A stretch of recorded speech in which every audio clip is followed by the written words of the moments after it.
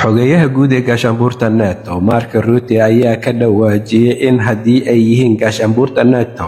ay isaga filan yihiin Ruushka ayna ka guuleysan lahaayeen markasta haddii uu soo weeraro wadamada gaashaanbuurta NATO ku bahoobay. Arrintan ayuu ka sheegay shirkii amniga ee lagu qabtay magaalada Munich ee wadankaasi Jarmalka ka oo ay lahaayeen wadamadan ku bahoobay gaashaanbuurta NATO. Mark ayaa sheegay in Ruushku uu la kulmayo khasaarooyin joogto ah dagaalka ka socda wadanka Ukraine ee kala dhaxeeya wadankaasi oo ay taageerayaan wadamada gaashaanbuurta NATO. Waxa uuna intaa ku daray in labadii bilood ee ugu dambeeyay in Ruushka looga dilay wadanka Ukraine gudihiisa in ka badan 65,000 oo askari ah oo uu xogeyaha guud ee gaashaanbuurta NATO Mark Rutte ku sheegay in ay tahay khasaare aan la dhayalsan karin oo soo gaaraya wadanka Ruushka. Waxa uuna shirkan ay wadamada NATO ku lahaayeen magaalada Munich ee dalkaasi Jarmalka ka sheegay in markasta ay NATO ahaan isaga filan yihiin Ruushka xilli kasta oo uu soo weerarana ay u babac dhigi karaan oo uusan marnaba ka guuleysan doonin. Rutte ayaa waxa uu wadamada NATO ka codsaday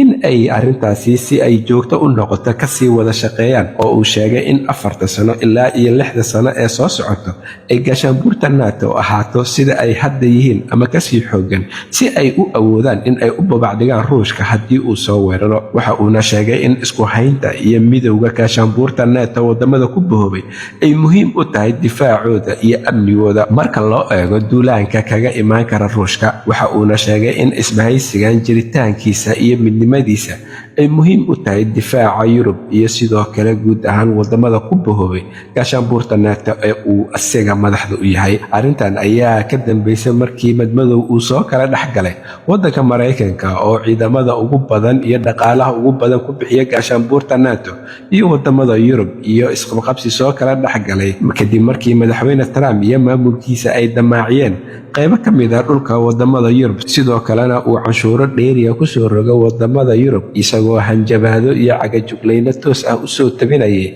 wadamadani oo markii hore ay ahaayeen isbahaysi aad u adag kuna tashanayeen Mareykanka oo ah quwadda ugu badan ee ay NATO leedahay.